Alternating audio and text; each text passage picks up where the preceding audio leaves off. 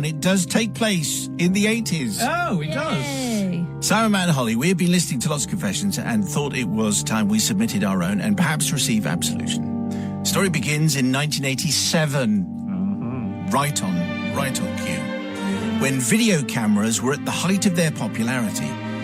My husband and I decided that we would like one to record our family stories for posterity and prevent them from being lost in the mists of time. The video cameras at the time were quite large and took a full-size VHS tape and were quite expensive.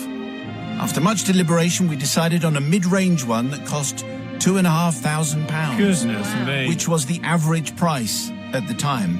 Of course, we didn't have that sort of money, so we took it out on easy terms. We then came up with a brilliant idea of funding the repayments by doing wedding videos, so we put the word around and soon had lots of happy couples booking us for their special day. I have to say our videos were not exactly professional, but we were a good price and captured the moments of the day. Soon we were doing a wedding every week and then progressed to christenings. This was bringing our debt down quite nicely. Thank you very much. And one day someone asked if we would do a recording at a Masonic meeting for the Grand Master or Worshipful Master or Lord of all Masons or Ryan Mason, maybe. Keeping it topical. Or Chief Banana or King of the Aprons, whatever. I'm not too sure what he was called, but he was very important and he was doing a very important speech. We agreed on a price of £30 and on the day we went along to the Masonic Hall with our special equipment, feeling very important and being allowed into such a secret society. The speech lasted about 45 minutes and at the end we packed up and we went home. As soon as we arrived home, we put it on the TV to check everything and watched, horrified, as we realized that in this momentous moment, can you have a momentous moment? Anyway, a moment of momentousness, we had forgotten to turn the microphone on. Oh, no. The Grand Master looked very impressive, but he was basically miming his way through the meeting, making the entire recording completely pointless. Perhaps people could lip read, I suggested helpfully, but my husband decided that the best course of action, now this is very strange behavior, Go on. was to dub music over it and hope that no one noticed. Yes.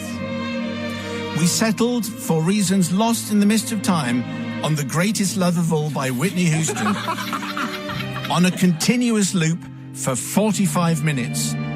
Then returned the videotape to its plastic case, wrapped it tightly in shrink wrap that it would take 2 days to open. We duly delivered the tape, swapping it for 30 quid, and legged it home and immediately rang BT and asked to change our number. Sadly, this was the end of our video enterprise as we had to go into hiding for a year. But we would like to ask the forgiveness of the Brotherhood, or whatever they're called, for ruining their historic moment. We definitely should have given it a little bit of thought, really, like switching on the microphone. It might have been the greatest speech ever given. We realized it might have contained profound wisdom. It might even have been the funniest speech of all time by a Mason. Alas, we will never know. To this day, listening to Whitney brings back horrific memories.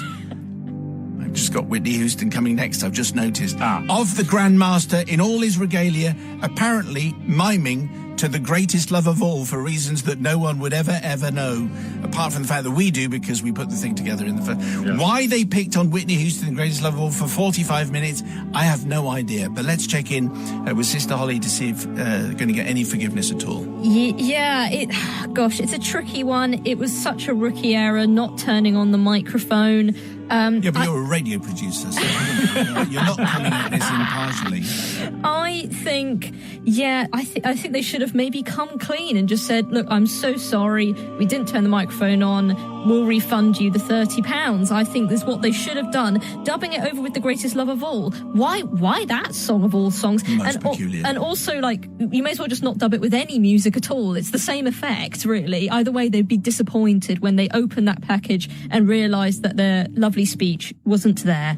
And does anyone ever watch these things back? I suspect that maybe no one at the Mason, maybe it's still there, still wrapped by Grace and Larry purposes, in case they need it, but no one's ever bothered to check. Yeah, even so, I still think they should have come clean and just told the truth. And so for that reason, I don't forgive. Brother from another gutter. Yes, I think we've established on the show before that there are only two things watched even less than wedding videos, and that is christening videos. It's in the water, it's out of the water, What about it's back in speeches the water. from the Masons? And speeches by the Masons. That's Big below. King Mason, and below even that. So no one was going to watch this video anyway, and frankly, putting some Whitney Houston on it was only going to improve it. So nothing to be forgiven.